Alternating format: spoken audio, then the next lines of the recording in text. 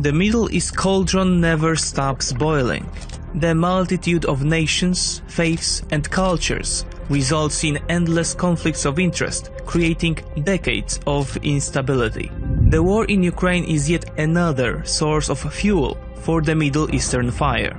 When the war in Ukraine broke out, wheat prices jumped by 60%, and Egyptian inflation rose from 5 to nearly 15%. A similar situation also exists in Tunisia, Iraq and Lebanon.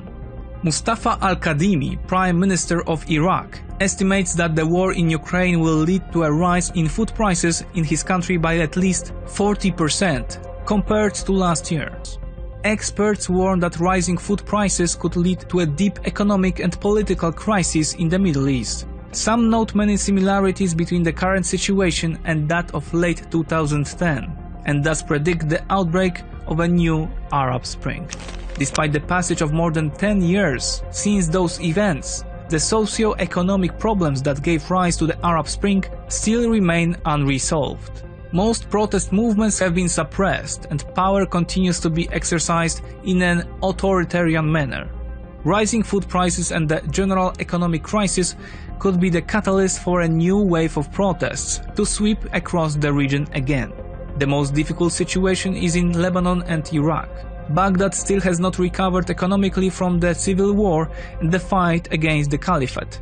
The situation is even worse in Lebanon, where inflation has exceeded 200%, and the government no longer has the money to pay its current bills. Even food imports to Lebanon are now only paid for with ad hoc loans from the World Bank.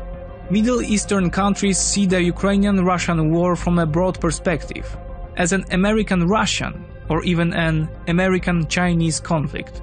However, this gambit may turn out deadly.